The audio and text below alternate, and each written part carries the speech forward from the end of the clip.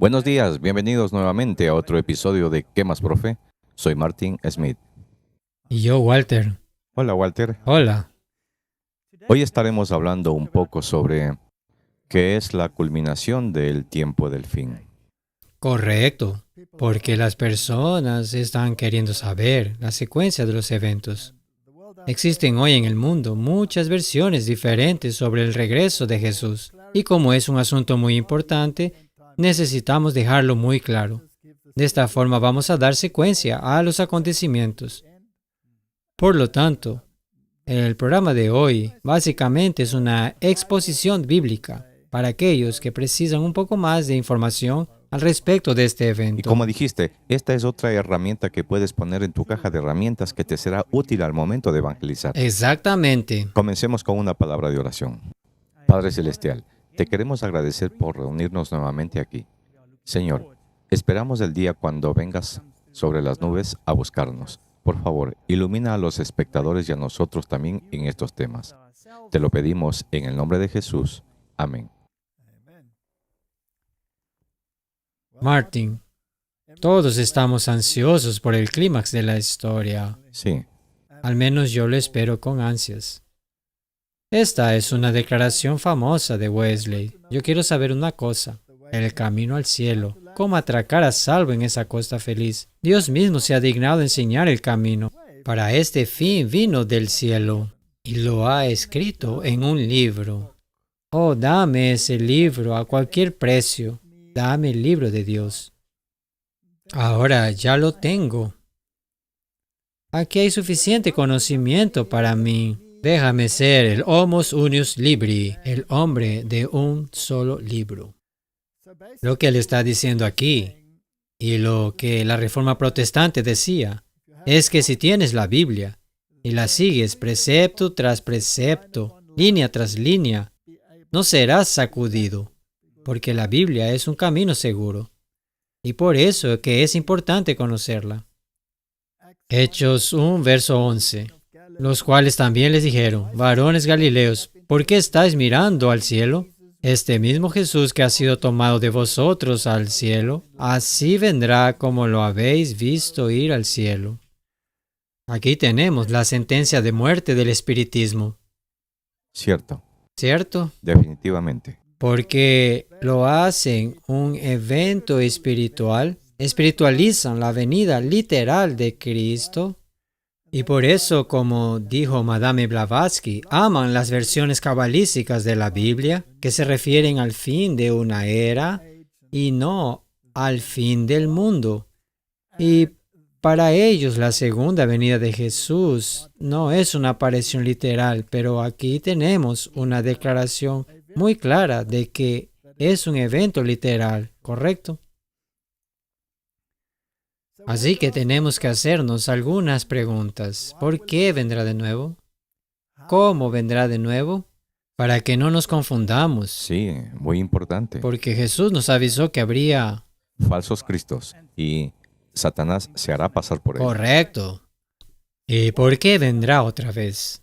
Tito 2, verso 13 dice, aguardando la esperanza bienaventurada y la manifestación gloriosa de nuestro gran Dios y Salvador Jesucristo. La gramática en el griego original de este texto deja muy claro que se está refiriendo al Salvador Jesucristo como el gran Dios. Ujú. Así que este es otro versículo clave que aclararía quién es Jesús. Sí, Y Él es la bendita esperanza, es lo que todos esperan. Pero me sorprende ver que algunos no quieren que regrese. se aferran a cualquier tesoro. Tesoro Terrenal. terrenal. Sí, y no les interesa la gran esperanza, ¿verdad? Juan 14, del 1 al 3. Es mi Biblia en miniatura para el tiempo del fin. No se turbe vuestro corazón, creéis en Dios, creed también en mí. En la casa de mi Padre muchas moradas hay, y si así no fuera, yo os los hubiera dicho. Voy pues a preparar lugar para vosotros, y si me fuere y os prepararé el lugar, vendré otra vez y os tomaré a mí mismo, para que donde yo estoy, vosotros también estéis. Eso es literal, Sí. Martín. ¿Usted cree? Yo creo. Cierto.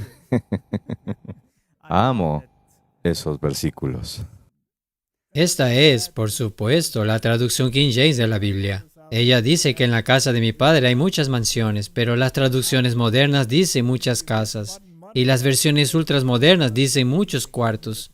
Entonces, según ellos, ninguna casa tendrás, pero al final, quieren espiritualizar todo.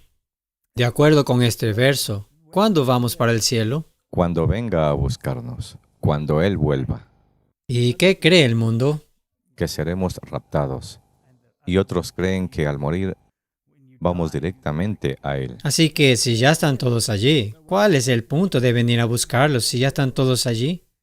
Sabes, esto es tan claro y lógico cuando dejas que la Biblia se interprete a sí misma. Sí, como mencioné en mi testimonio, este es el versículo exacto, el último que simplemente cuando tú lo lees con la ayuda del Espíritu Santo, acabas con todas las dudas. Lea su Biblia tal como está. ¿Cómo vendrá de nuevo? Bueno, será universalmente visible. He aquí que viene con las nubes y todo ojo lo verá. Apocalipsis 1, verso 7. Así que todo ojo lo verá, Martin. Es muy interesante. Porque como el relámpago que sale del oriente y se muestra hasta el occidente, así también será la venida del Hijo del Hombre. Será un evento espectacular. Y todo ojo lo verá. Exacto. Todos los que estén vivos lo verán. No es algo secreto que sucede en algún lugar. Ahora, ¿qué significa cuando dice que viene con las nubes? Bueno, el paralelismo hebreo nos responde esta pregunta. Salmo 104, verso 3. El que pone las nubes por su carroza y el que anda sobre las alas del viento. Bueno, aún no sabemos exactamente qué será, pero el sinónimo que usa la Biblia son nubes como carroza. Y aún hay más. Mateos 24:30, y verán al Hijo del Hombre viniendo sobre las nubes del cielo con poder y gran gloria.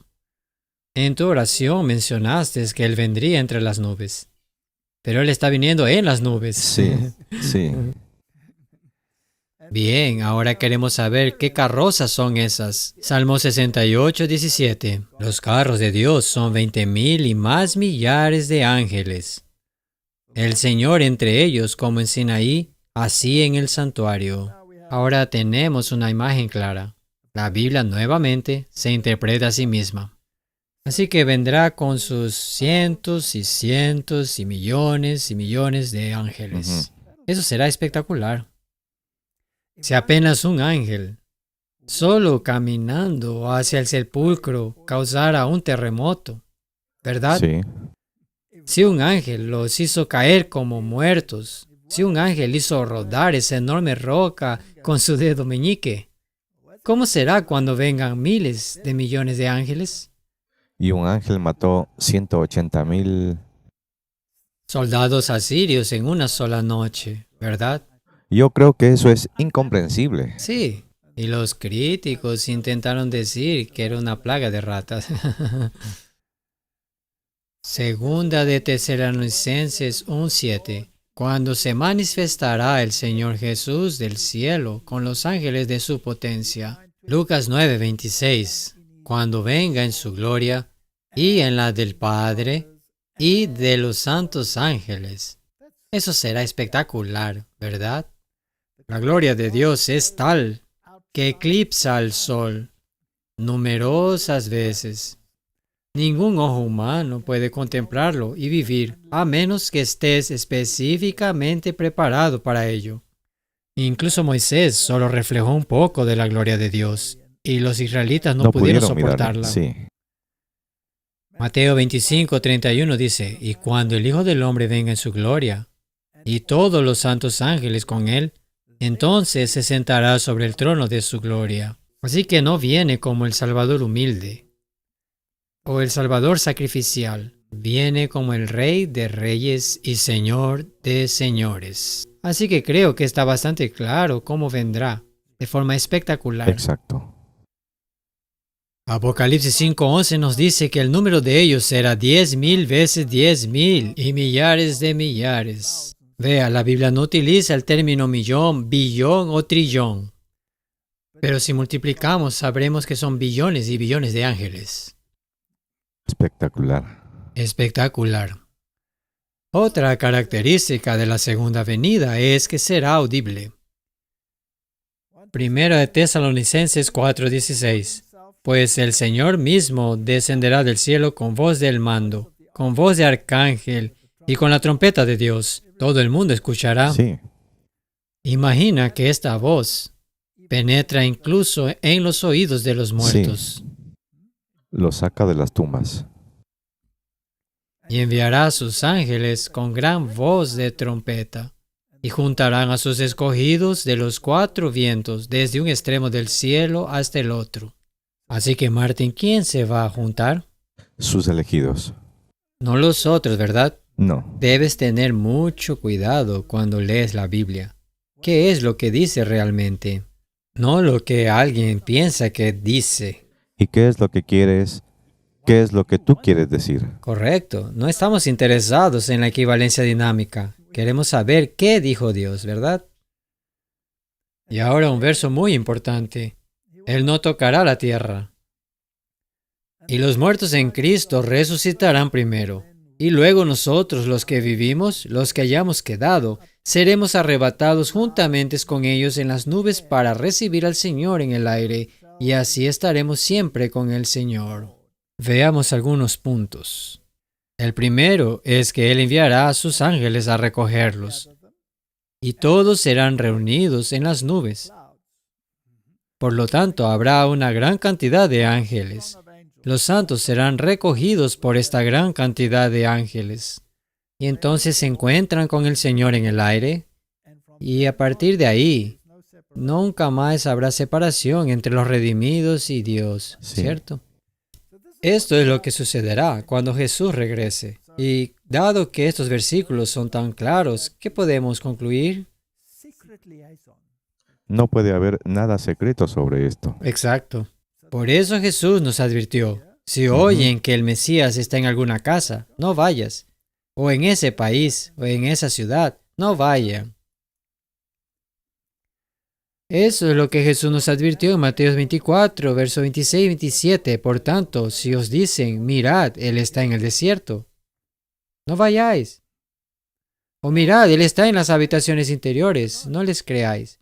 Porque así como el relámpago sale del oriente y resplandece hasta el occidente, así será la venida del Hijo del Hombre. Una vez, mientras realizaba una conferencia en Suiza, hablé sobre este tema. Estaba en un gran auditorio en Zúrich. Estaba hablando del movimiento New Age y el Maitreya. Creo que ya conté esta historia. Había una audiencia bastante grande y la gente se hartó de mí porque dijeron que eso era un montón de tonterías. No existe tal cosa como una Maitreya tratando de hacerse pasar por Cristo. Esto sucedió en aquella época cuando Benjamin Green estaba poseído. Y luego algunas personas se levantaron y algunas estaban vociferando. Y dijeron, no, vamos a escuchar esas tonterías. Y se levantaron. Y muchas otras personas las siguieron. Es bastante desconcertante cuando sucede algo así. Sí. Así que dije, está bien, Señor. Obviamente no creen esto. Por favor, ayúdame un poco aquí. Y continué con la conferencia y el resto de la gente se quedó allí. Y dije, bueno, no puedo evitarlo si no lo creen, pero esto es lo que está pasando. Y unos 20 minutos después, y hubo un gran ajetreo y todos regresaron corriendo al salón. ¿No es extraño? Puedo imaginarme la sorpresa que te llevaste. Sí, no sabía lo que estaba pasando. Solo sucedió. ¿Tú crees en el azar o crees en la En lo providencia, Martín? providencial. ¿Tú crees en providencia? Dio la casualidad de que, bien, había un gran hotel justo enfrente de donde estábamos dando las conferencias. Benjamin Crane estaba siendo poseído por Maitreya en ese exacto momento, justo mientras yo estaba dando esa conferencia. ¿No es asombroso? Y esa gente que se había ido volvió con otra multitud de ese hotel, todos emocionados y gritando, Maitreya está aquí, Maitreya está aquí, diciendo eso a todos en la calle. ¿Qué pasa?, la gente preguntaba. Todos estaban emocionados porque ese hombre había sido poseído por Maitreya. Y se dieron cuenta de que tal vez ese tipo no está diciendo tonterías y regresaron al salón. Así que no escuchen si oyen decir que Jesús está en un hotel. No vaya. No, porque no es así como volverá. Y hemos mostrado diapositivas. No crean cuando un rabino superior del Sanedrín dice que tiene comunicación con él. Este rabino ya está hablando con el Mesías. Ya hemos mostrado diapositivas aquí. Muy bien, ¿qué pasará en la segunda venida? Esta sería la siguiente pregunta lógica, ¿verdad? Según la Biblia, será la resurrección de los justos.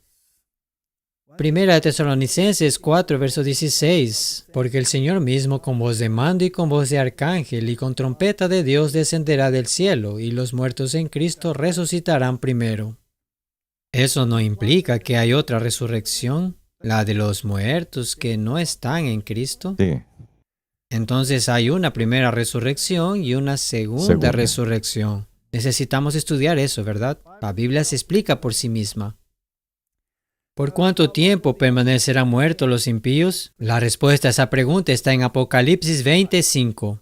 Pero los otros muertos no volvieron a vivir hasta que se cumplieron 1000 años. Refiriéndose a la declaración anterior, dice, esta es la primera resurrección, cuando describe la venida de Cristo. La primera resurrección es la resurrección de los justos. Tesalonicenses lo deja bien claro. Y el resto de los muertos no se despiertan hasta dentro de 1000 años. La gente dirá, tú sabes, que te estás saltando de Tesalonicenses al Apocalipsis, quizás a un versículo en el Antiguo Testamento, pero es exactamente lo que dice la Biblia. Tienes que hacer un estudio detallado, reuniendo todos los versículos, un poquito aquí y un poquito allá, hasta que la imagen se vuelva clara y no reste dudas. Eso es muy cierto, porque después no tendrás problemas de interpretar erróneamente. Correcto, así que asegurémonos absolutamente de qué resurrección, si mueres antes de que venga el Señor, ¿de qué resurrección te gustaría ser parte?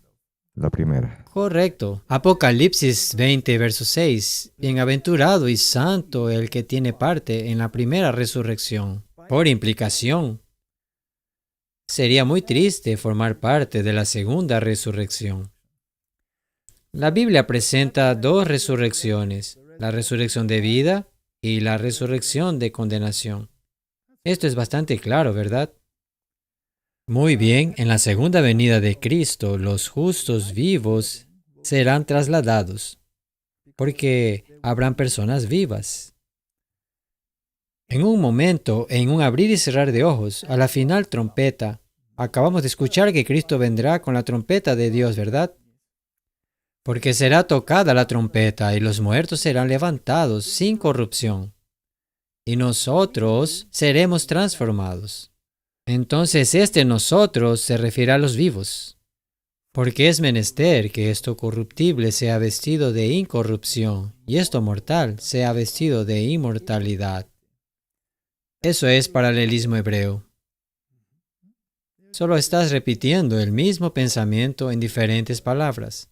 En otras palabras, lo estás enfatizando. Le estás dando poder. Me encanta la forma en que escribieron eso. Sí.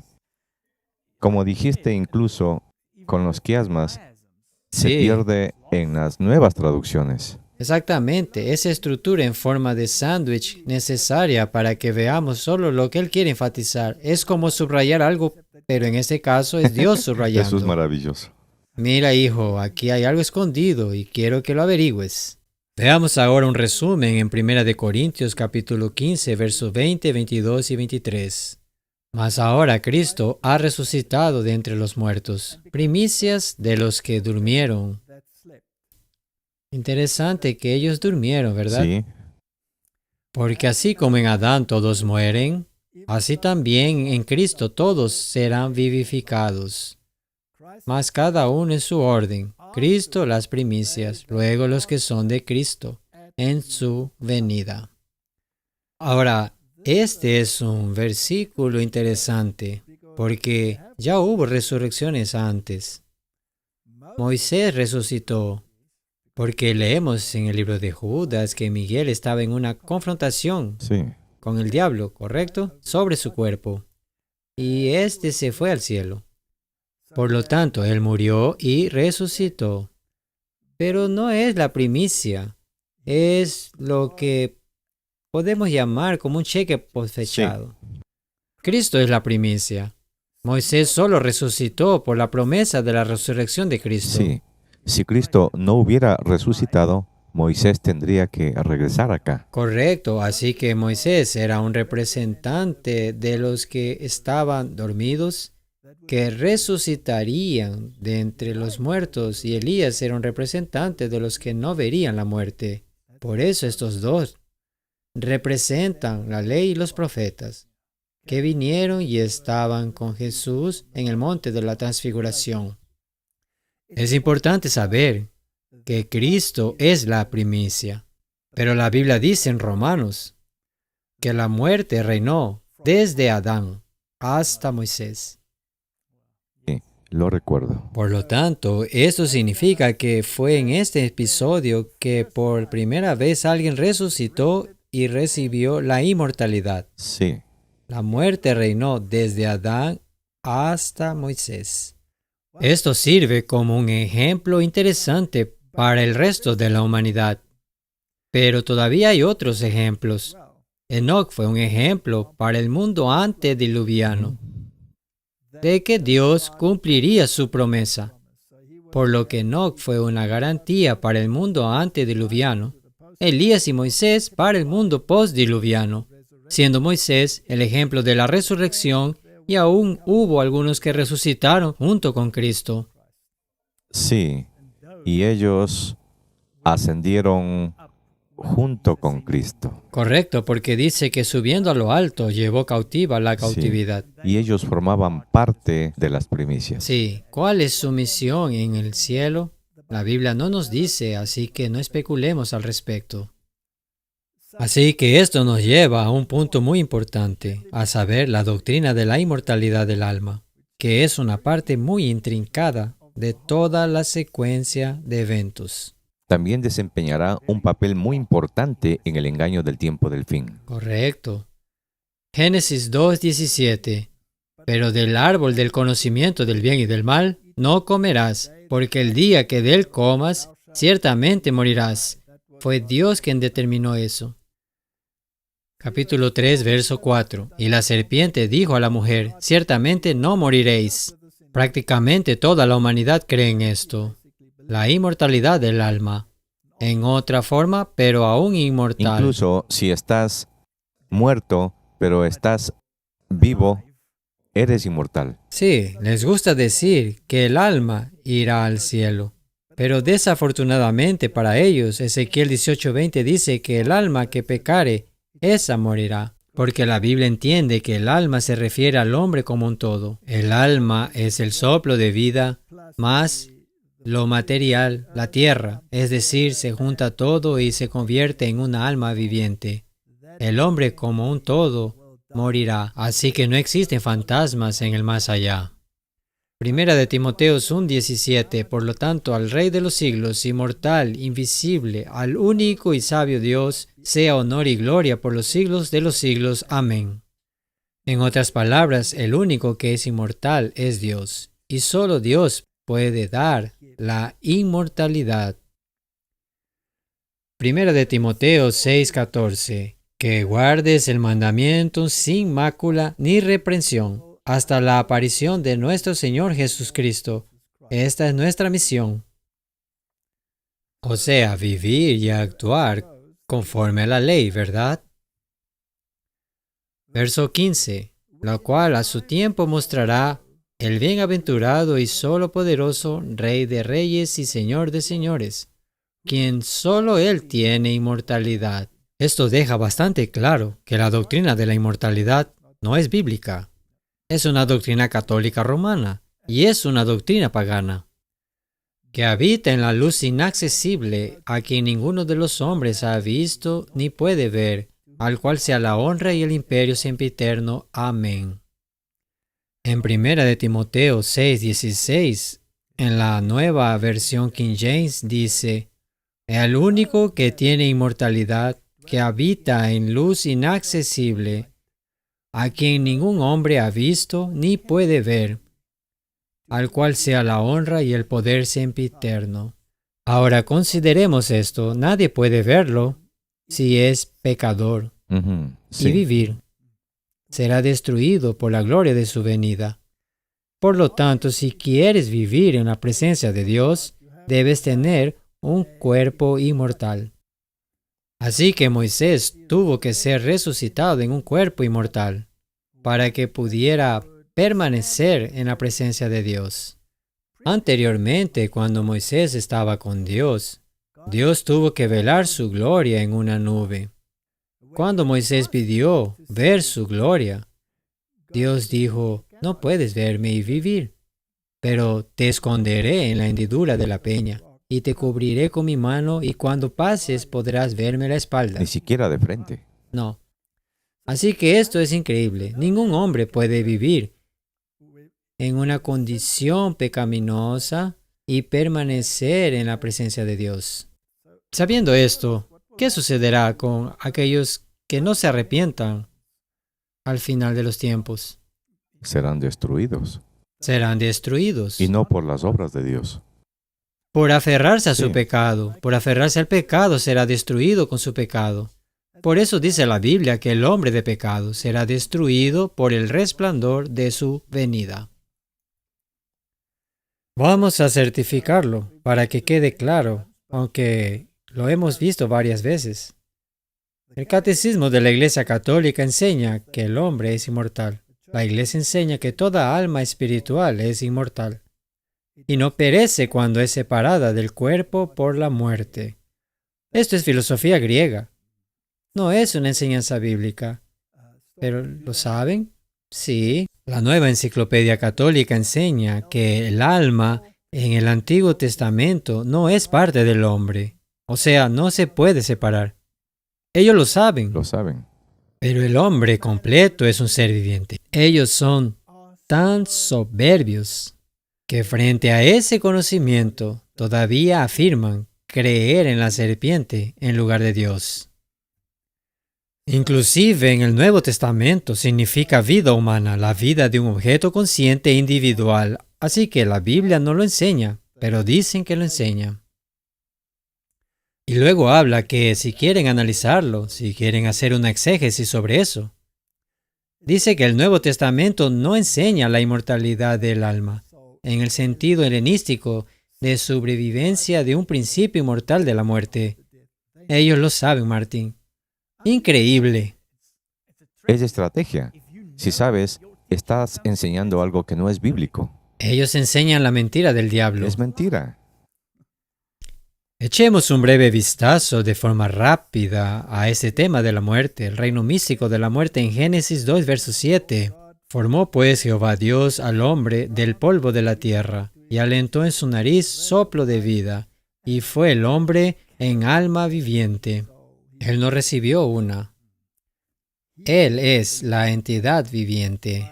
Por eso cuando el aliento se va, cuando tu metabolismo se detiene, Ujú. vuelves al polvo.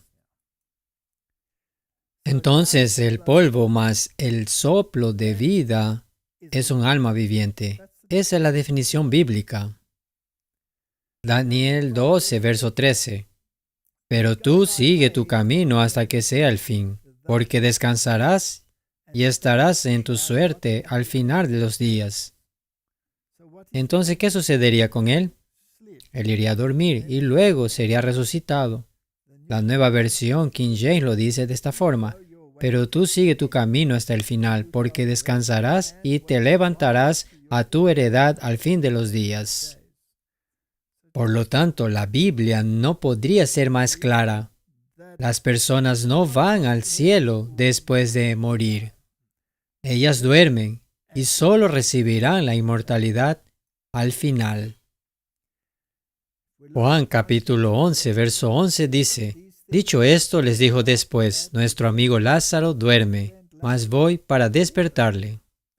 Porque pensaban que estaba durmiendo literalmente. Sí, cuando dijo esto. Sí, pero Jesús dijo, Lázaro duerme, mas voy para despertarle. Dijeron entonces sus discípulos, Señor, si duerme, sanará. Pero Jesús decía esto de la muerte de Lázaro, y ellos pensaron que hablaba de reposar del sueño. Entonces Jesús les dijo claramente, Lázaro ha muerto. Así que cuando Cristo habla de su pueblo, cuando mueren, Él habla como si estuvieran durmiendo. En realidad no están muertos, están durmiendo. En Jesús están vivos, pero no presentes físicamente. Job lo deja muy claro en el capítulo 14, verso 10. Pero el hombre muere y se consume. Sí, el hombre entrega el espíritu, el ruach, el aliento. ¿Y dónde está? Entonces Javá, morir, entregar el espíritu, significa morir, perecer, expirar, estar a punto de morir. Pero ¿por cuánto tiempo permanecerán muertos?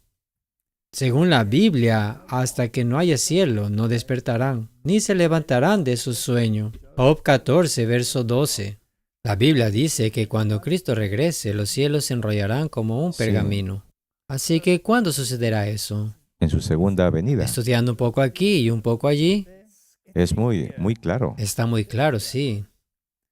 Eclesiastés 3, versículo 19. Porque el suceso de los hijos de los hombres y el suceso del animal es el mismo suceso. Como mueren los unos, así mueren los otros. Y una misma respiración tienen todos, ni tiene más el hombre que la bestia. Así como muere un animal, así muere el hombre. Un animal tiene metabolismo, y cuando ese metabolismo se detiene, el animal muere. Lo mismo le sucede a un ser humano. La Biblia deja esto muy claro. Ahora, la Iglesia Católica Romana insiste en que prefiere la versión de la serpiente.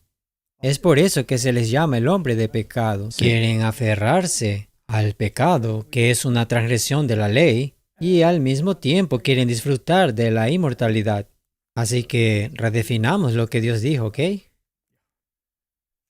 El Papa León X, el lunes 19 de diciembre de 1913, emitió una bula declarando que condenamos y reprobamos a todos los que afirman que el alma inteligente es mortal. Y la razón por la que hizo eso es porque los reformadores como Martín Lutero, entre otros, creían que cuando alguien muere apenas duerme. Así que la bula se dirigió contra este crecimiento de lo que llamaron herejía de aquellos que negaban la inmortalidad natural del alma y proclamaban la inmortalidad condicional del hombre. Así que el hombre es inmortal bajo la condición de la obediencia. Sí, ellos estaban totalmente en contra y eran herejes si creían esto. Correcto. Y Martín Lutero hizo la siguiente declaración. Debemos aprender a ver nuestra muerte bajo la luz correcta para que no tengamos que alarmarnos a causa de ella como lo hacen los incrédulos. Porque en Cristo no hay muerte sino un sueño tenue, dulce y breve que nos libera de este velo de lágrimas, del pecado y del miedo y de la extremidad de la muerte real y de todas las desgracias de esta vida. Y estaremos seguros y sin preocupaciones, descansaremos dulce y suavemente por un breve momento, como en un sofá, hasta el momento en que nos despierte junto con todos sus amados hijos a la gloria y el gozo eternos. Así que lo que Martín Lutero creía está en armonía con la Biblia. Sí, y en realidad suena bastante dulce. Sí. Es algo que no debe desanimarte. Y Martín, ¿qué pasa con todas esas historias sobre apariciones de fantasmas y personas que hablan contigo? Ahí es cuando entra el engaño. Correcto. Y es algo muy aterrador. Si los muertos no saben nada, ¿quién te habla cuando esto sucede? Puede ser algo espiritual. ¿Y serían entidades divinas? No, ¿Dios prohibió la comunicación con los llamados muertos? sí, ¿Por qué? porque sabía que te llevarían por un camino de De peticiones. perdición. Cierto, cuando estás hablando con una entidad, en realidad estás hablando con un demonio. No lo sé, pero tú te pareces un buen tipo. No creo que hayas incursionado en el espiritismo como lo hice, ¿verdad? No, ¿No usaste tablas de Ouija o cosas así? no, pero he escuchado que aún es muy popular en los regalos de Navidad. Sí, Así que hay muchas personas que...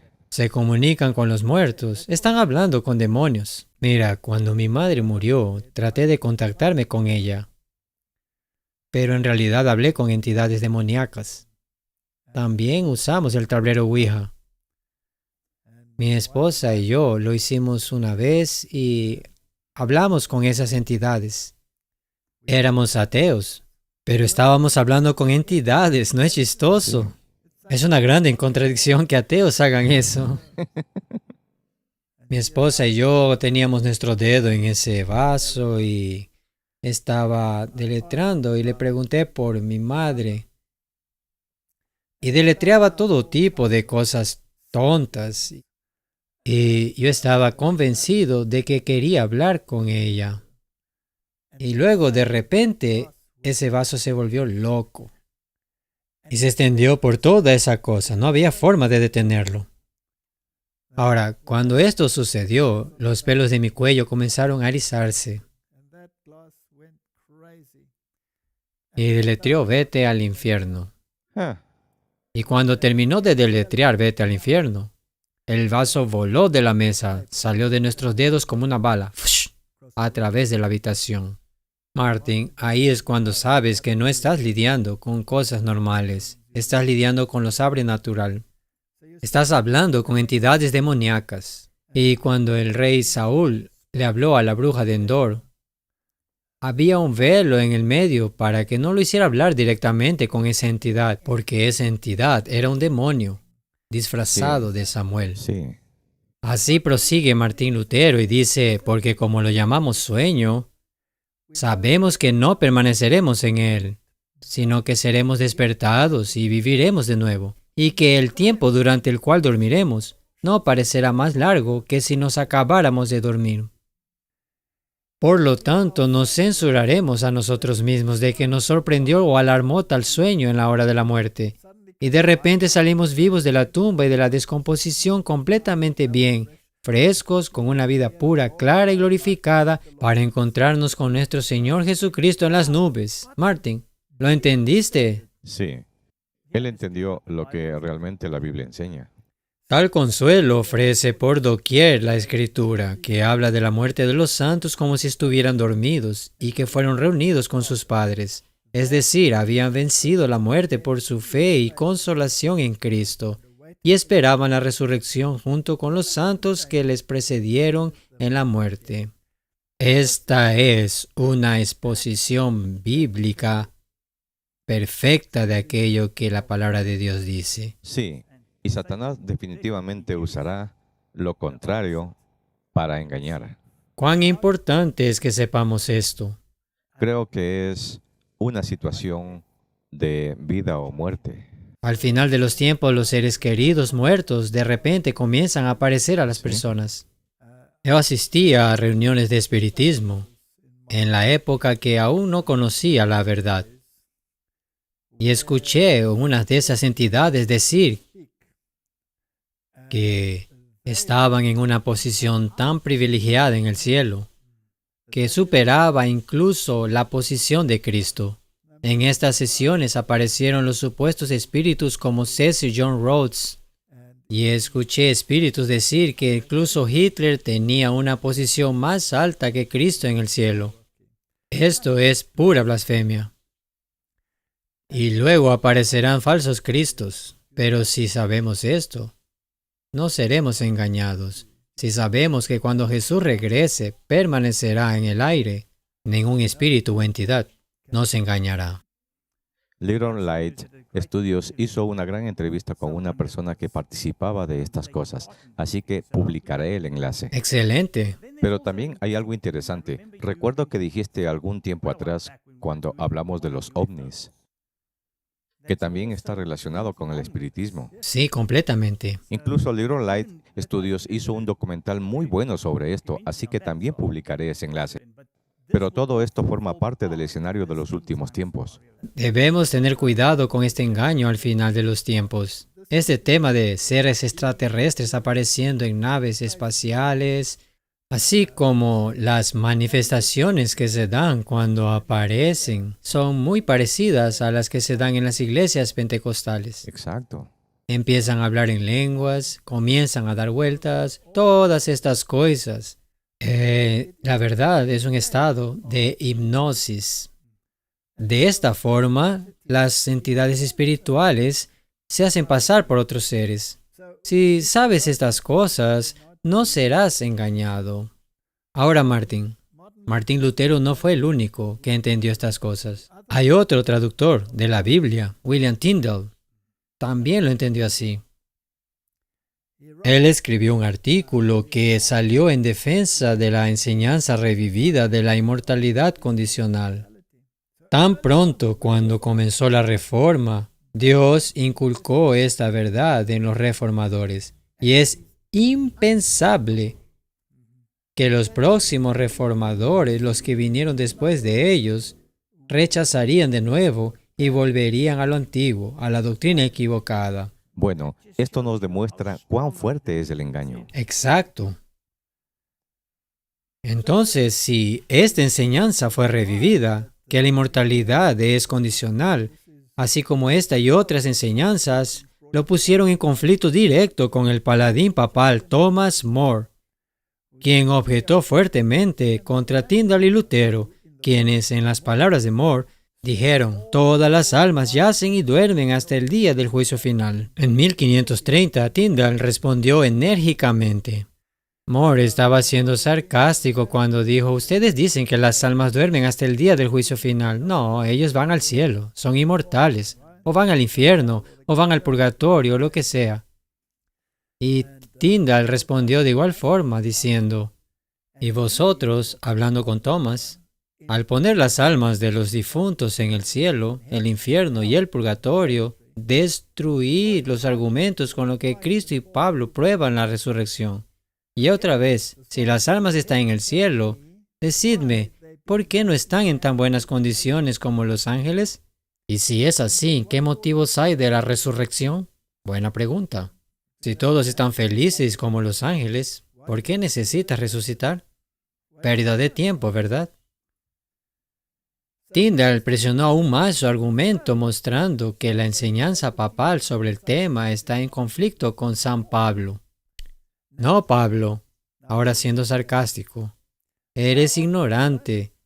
Ve al maestro More y aprende una nueva forma. No seremos los más miserables aunque no resucitemos, porque nuestras almas van al cielo tan pronto como estamos muertos y están allí en gran gozo con Cristo que ha resucitado. Y me maravillo de que Pablo no hubiera consolado a los tesalonicenses con esta doctrina, si lo hubiera sabido, de que las almas de sus muertos resucitarían. Si las almas están en el cielo, con tanta gloria como los ángeles, según tu doctrina, muéstrame cuál debe ser el motivo de la resurrección. Ellos lo entendieron, Martín. Y si vamos a la religión católica, veremos que en el Concilio de Trento decidió que en el purgatorio las almas no pueden saldar su deuda por sí solas, solo sufriendo. Así que no hay salvación por la fe. No hay justicia imputada ni impartida de Cristo. Tienes que ser salvo por tus obras, aún en la muerte. Así que, Martín, cuando miras la lápida de este pequeño auto que dice oxidando en paz, es eso realmente lo que está haciendo, está oxidando en paz, pero no resucitará. Pero aquellos que descansen en paz resucitarán.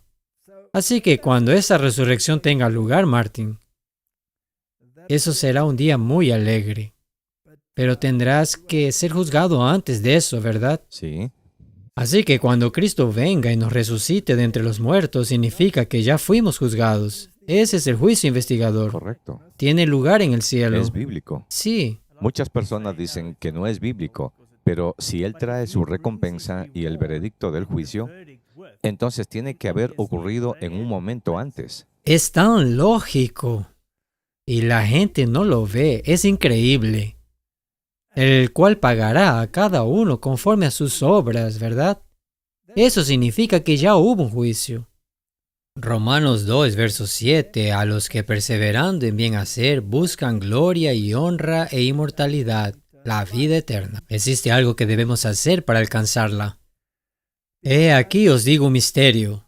Primera de Corintios 15. Vemos una secuencia interesante en este capítulo a partir del verso 51. Os digo un misterio.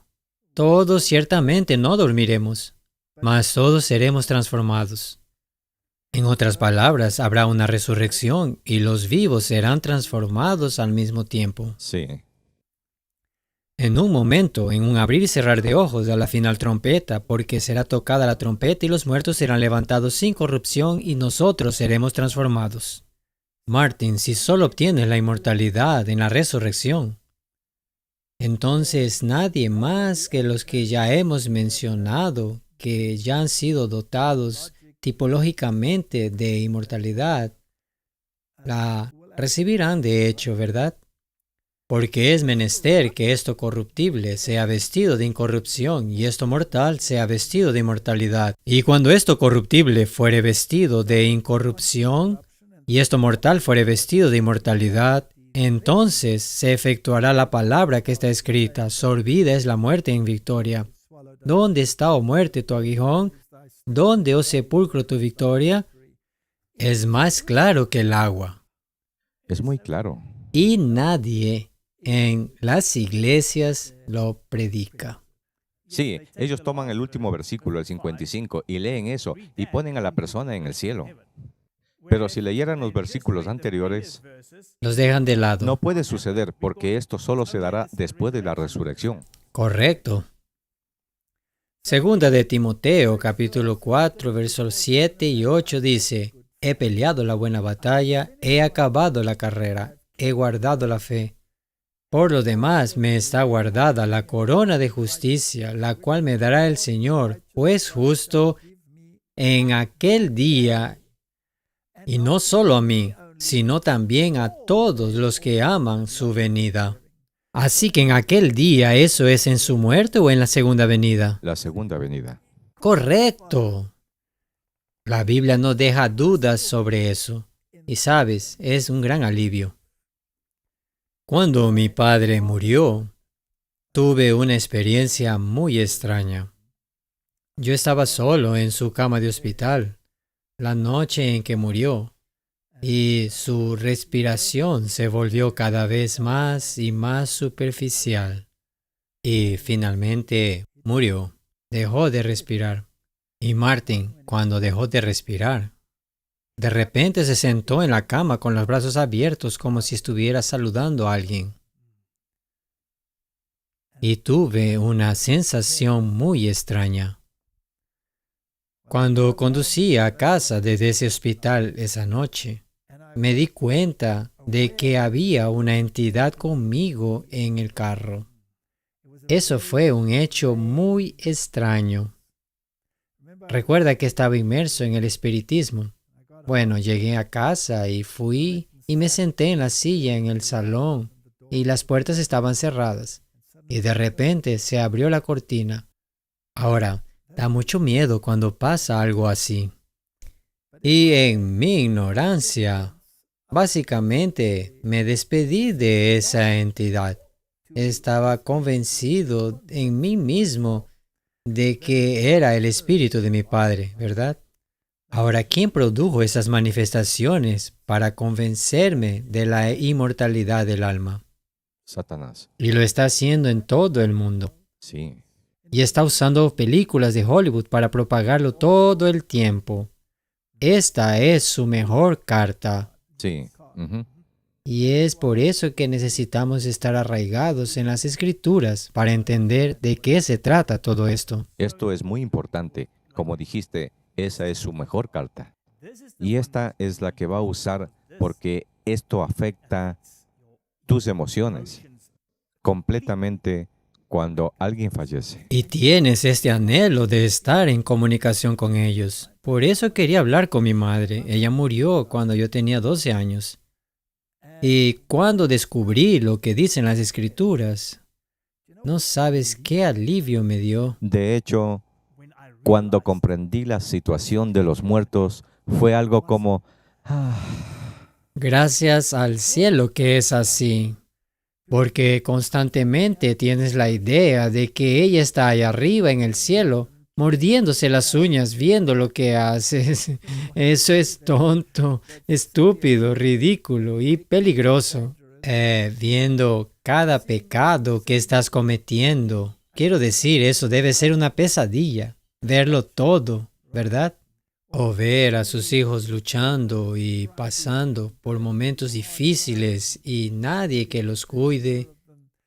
Algunos de ellos terminan en orfanatos y son infelices y otros son felices, lo que sea. Y todo eso simplemente desaparece.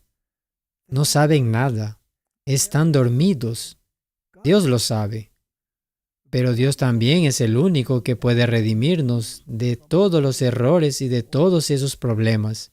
Entonces queremos confesar nuestros pecados y queremos hacer las cosas bien con Dios y luego queremos confiar en Él. Pero gracias a Dios que nuestros amados no son conscientes de todas las dificultades por las que pasamos y los errores que cometemos.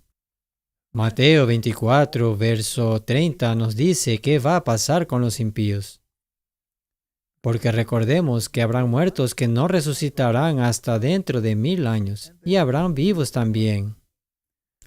Entonces aparecerá la señal del Hijo del Hombre en el cielo, y entonces lamentarán todas las tribus de la tierra. Y verán al Hijo del Hombre viniendo sobre las nubes del cielo con poder y gran gloria. Aquí hay una gran multitud que no está muy contenta. Están de luto. ¿Qué sucede con ellos? Apocalipsis 6, versos 15 al 17 dice, y los reyes de la tierra, y los príncipes, y los ricos, y los capitanes. Creo que la gente debería ver las noticias para saber de quién estamos hablando, exacto. ¿verdad? Todos estos líderes, ¿quién es parte de esto? ¿Quién es parte de esto? ¿Quiénes son estos reyes de la tierra? ¿Quiénes son estos príncipes? ¿Y quiénes son estos capitanes y los poderosos y todo siervo y todo libre que se escondió en las cuevas y en las peñas de los montes y decían a los montes y a las peñas, caed sobre nos y escondednos del rostro de aquel que está sentado sobre el trono y de la ira del Cordero, porque el gran día de su ira ha llegado y ¿quién podrá sostenerse en pie? Martin, ellos todavía tienen tiempo para pensar. Sí. Creo que algunos de los reyes del mundo aún podrían cambiar de lado. Nabucodonosor lo hizo, Sí. pero serán pocos y esporádicos. Tal vez algunos de los hombres ricos cambien de bando y pongan sus energías en el bando de Dios en lugar de lo que están haciendo en este momento. He aquí vino el Señor con sus santas decenas de millares, o sea, sus ángeles, para hacer juicio contra todos y dejar convictos a todos los impíos de todas sus obras impías que han hecho impíamente y todas las cosas duras que los pecadores impíos han hablado contra él. Martin, considera los versículos 14 y 15 de Judas. ¿Cuántas personas y cuántos programas usan el nombre del Señor en vano y se burlan de él en su cara? Creo que sería un milagro si encuentras a uno que no blasfeme o use el nombre de Dios en vano. Ahora, la mayoría de los actores en este mundo pertenecen a fraternidades secretas, ¿no? Y estas fraternidades secretas, especialmente de los niveles más altos, son luciferinos y odian a Cristo. Por lo tanto, es una segunda naturaleza para ellos usar el nombre del Señor en vano. Y lo usan de una forma explícita en prácticamente todas las películas. Así es. Por lo tanto, es imposible para mí ver estas películas. ¿Es verdad? Porque es horrenda la forma en que se burlan de Dios. Si hicieran lo mismo con los profetas de otras religiones, ellos podrían hasta ser linchados. Sofonías capítulo 1, verso 14 dice, cercano está el día grande de Jehová, cercano y muy próximo, es amarga la voz del día de Jehová, gritará allí el valiente, Día de ira aquel día de angustia y día de aprieto, día de alboroto y de asolamiento, día de tiniebla y de oscuridad, día de nublado y de entenebrecimiento. Entonces hay dos grupos. Sí, sí. Los que dicen, este es nuestro Dios, lo hemos esperado y Él nos salvará. Es el mejor día. Es maravilloso, lleno de gloria O es el peor día de todos los tiempos, para ¿verdad? nosotros. Para el otro grupo. Y entonces se manifestará aquel inicuo, a quien el Señor matará con el espíritu de su boca y destruirá con el resplandor de su venida. Ahora ese texto es muy interesante. No puedes estar en la presencia de Dios, en su gloria, si eres un hombre de pecado, si eres pecador. Sabes, hemos tenido estas dos explicaciones de la diferencia de cómo será para los diferentes grupos.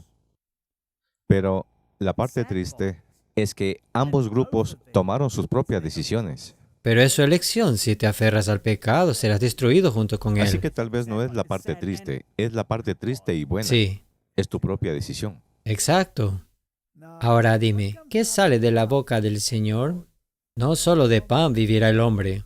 De pan vive el hombre, sino de toda palabra que sale de la boca de Dios. Correcto, serán juzgados por la palabra de Dios y por su ley también. Así es, ese es el estándar.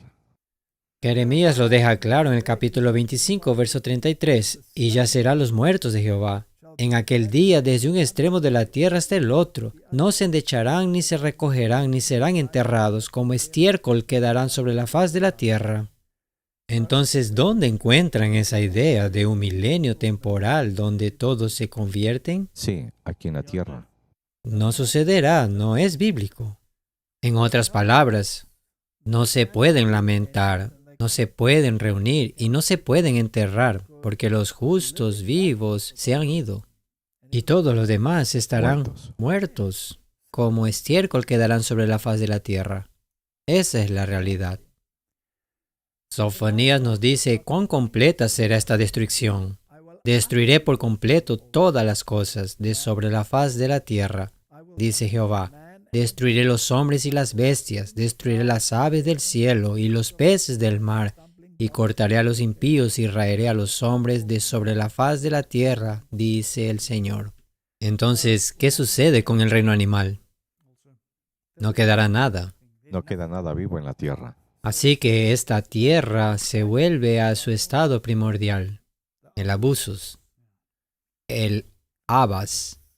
Donde el Espíritu de Dios se movía. Correcto. Ahora, para estar bastante seguros, veamos Salmo 110, versos 5 y 6. El Señor estará a tu diestra, quebrantará a los reyes en el día de su ira. Juzgará entre las naciones, las llenará de cadáveres, quebrantará las cabezas en muchas tierras. ¿Qué te dice esto acerca de los líderes del mundo en los últimos días?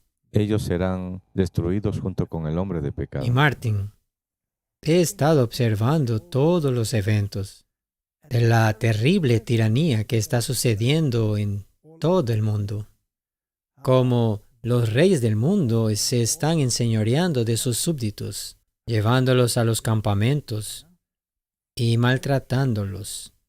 He estado mirando algunas de las estadísticas sobre cómo las personas se ven afectadas por los procedimientos que se utilizan hoy en día. ¿Cuántas personas están muriendo? ¿Cuántos niños nacen malformados o deformes? ¿Cuántos niños nacen muertos? Bebés que son abortados.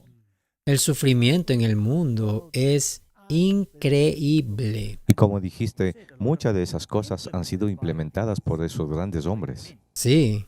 Entonces me pregunto si saben lo que se avecina. ¿Lo están haciendo porque están engañados o lo están haciendo porque están convencidos? Yo creo que ellos deberían abrir los ojos y deberían mirar por lo que está pasando en el mundo y preguntarse a sí mismos, ¿estamos actuando correctamente con la herencia del Señor? Aquellos por los que Él murió. Jeremías 4, desde el verso 23 dice, Miré a la tierra y he aquí que estaba asolada y vacía, y a los cielos y no había en ellos luz. Bueno, esto sucedió porque se enrollaron como un pergamino, ¿cierto? Miré a los montes, y he aquí que temblaban y todos los collados fueron destruidos. Miré y no había hombre. Y todas las aves del cielo se habían ido, no habían aves. Miré y he aquí el campo fértil era un desierto y todas sus ciudades eran asoladas. Delante de Jehová, delante del ardor de su ira. Porque así dijo Jehová. Porque así dijo Jehová, toda la tierra será asolada, pero no la destruiré del todo. Por eso se enlutará la tierra, y los cielos arriba se oscurecerán, porque hablé, lo pensé, y no me arrepentí, ni desistiré de ello. Entonces esto es lo que sucede en la segunda venida de Cristo. Todo es destruido, pero no es el final todavía. No hay algo que sucederá en el cielo, y luego habrá una tercera venida de Cristo para la culminación final de todas estas cosas. Pero la Biblia es clara, habrá ciudades desoladas y los impíos serán muertos en la segunda venida de Cristo. En otras palabras, no puede haber un rapto secreto. No es posible. Especialmente si ahora lees este versículo de Jeremías. Así que todo lo que dicen sobre el rapto secreto sale de una enseñanza jesuita, el dispensacionalismo. Y hemos visto la progresión de esta enseñanza saliendo de las entrañas de los jesuitas en el medio de Roma y que se ha infiltrado en el mundo. Y los evangélicos no están enseñando una doctrina bíblica, sino una doctrina de los jesuitas. Segunda de Tesalonicenses capítulo 1 versos 6 y 7. Porque es justo para con Dios pagar con tribulación a los que os atribulan. Y a vosotros que sois atribulados, dar reposo con nosotros cuando se manifestará el Señor Jesús en el cielo con los ángeles de su potencia. El día de la retribución se aproxima. Y si quieres pagar el precio, sigue adelante. Pero si quieres descansar con el pueblo de Dios, entonces toma otra decisión. Apocalipsis 20, versos 1 y 2 dice, y vi a un ángel que descendía del cielo, con la llave del abismo y una gran cadena en la mano. Y prendió al dragón, la serpiente antigua, que es el diablo y Satanás, y lo ató por 1000 años. Durante 1000 años, el diablo estará atado aquí abajo. Y estará atado en el sentido de que no queda nadie a quien pueda confundir o desviar. Sí, todo está muerto. Estará sentado en un planeta Y él quebrado. simplemente puede pensar en todo lo que ha sucedido. Así que Satanás estará atado con cadenas de las circunstancias por 1000 años. Salmo 68, verso 6 dice, Dios pone a los solitarios en familias. Saca a los aprisionados con cadenas, mas los rebeldes habitan en tierra seca. Ahora bien, ¿son estas cadenas espirituales? ¿Cadenas de circunstancias o son literales? Es circunstancial. Correcto, de la misma manera que el diablo estará atado por las cadenas de las circunstancias. Así que esto es lo que sucede en el milenio. Mille annus significa 1000 años. Por 1000 años, los muertos no resucitarán. Los impíos muertos. La Biblia dice que no resucitarán después de 1000 años. Todos los animales, todas las ciudades, todo estará destruido. Los justos se han encontrado con el Señor en el aire y han ido al cielo. Y los muertos que no estaban en Cristo estarán muertos. Y solo el diablo y sus ángeles estarán atados aquí por las cadenas de las circunstancias. Así que, Martín, esto es básicamente el resumen, ¿verdad? Sí. Ahora, cuando la Biblia habla de la batalla del Armagedón, ¿cuál fue esa batalla? Cuando la Biblia habla de la batalla de Gog y Magog, ¿cuál fue esa batalla? ¿Cómo encajamos todo esto en las Escrituras? Así que básicamente, en pocas palabras, la palabra de Armagedón es lo que sucederá cuando Cristo regrese. Él hace la guerra contra esos reyes y contra todos los impenitentes, y son destruidos por la gloria de su venida y por la culminación de la séptima plaga. Pero creo que deberíamos tratar eso con más detalles y poder explicar qué son estas batallas que vendrán y describir el Armagedón y describir lo que sucederá en el milenio y describir lo que sucederá en la batalla de Gog y Magog. Ujú, ujú. Y luego podemos resumirlo todo y tener una secuencia correcta o una secuencia bíblica sobre cuál es la cadena de eventos. Creo que tal vez deberíamos hacer una segunda parte y continuar esta discusión en otro programa. Sí, eso será fantástico. Ok, entonces vamos a orar. Padre Celestial, la segunda venida será un evento muy glorioso, pero también será un evento muy trágico para probablemente la gran mayoría de la humanidad. Y por lo tanto es de suma importancia que entendamos la secuencia de los eventos para que también entendamos cuál es nuestra parte en ellos. Es decir, confesar nuestros pecados, abandonar nuestros pecados y reclamar la justicia de Cristo. Porque la justificación por la fe es el gran pasaporte que será exigido. Y la santificación es nuestra idoneidad para el cielo. Bendícenos en nuestras decisiones, en el nombre de Jesús. Amén. Amén.